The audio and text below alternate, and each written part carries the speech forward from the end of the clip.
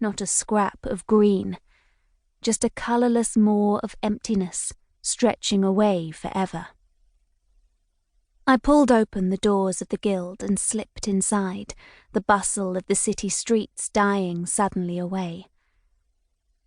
I had heard that when you entered the guild headquarters, the Mappers Guild officially, but no one called it that, you could feel the map magic simmering in the air, that it clung to your senses like a candle had just been blown out. I always took a moment when I first arrived to take it in, to breathe, to close my eyes and see if I could feel it too, to see if I had somehow missed that magic lurking somewhere deep inside me. But I never felt a thing. I let out a sharp breath and stomped across the grand foyer. Hanging above me in an ornate frame was a tiny scrap of the map. The guild had found this piece of Baba Yaga's curse map many years ago, and had kept it safe here in the guild, displaying it to anyone who passed through. They were always on the hunt for the other 2 pieces, so they could return the city to Sarsova. Scouts and hunters silently scoured the city for any sign of them, but so far, to no avail. I didn't bother glancing up at it. Instead, I made my way to the side room where my little dusty desk sat waiting for a day of unimaginable boredom. Already, a stack of citations sat waiting to be filed, and letters that weren't for me sat waiting to be delivered.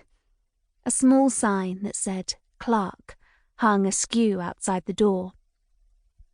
The crooked sign wasn't even mine. I wasn't even a clerk. I was a trainee who did the jobs that the clerks found too dull.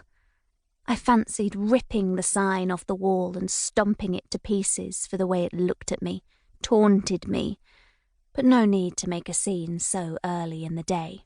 That could at least wait until lunch.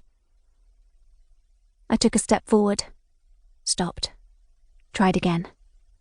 No, no, no, no, no. I couldn't face the day just yet. I turned on my heel and made my way down the hallway with long, slow steps. The filing could wait.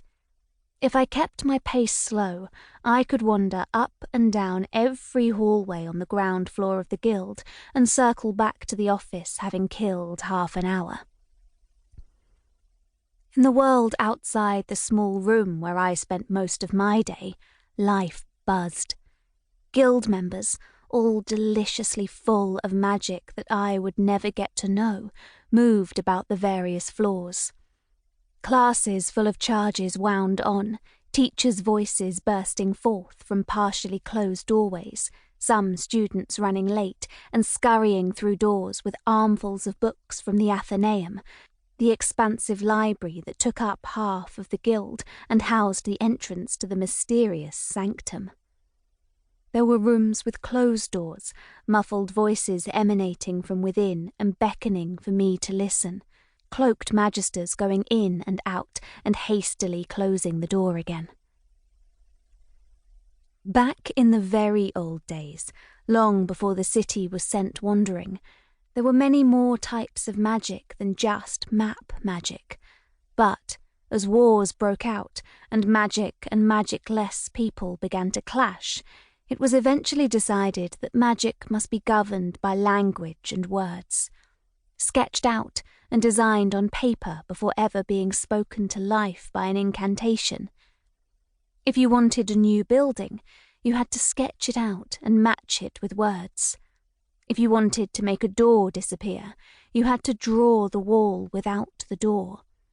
It helped to keep magic very precise, but it still left enough room for mistakes.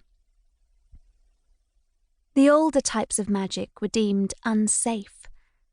Sometimes people still whispered about them, curse magic or medical magic, but over time they had all been washed away.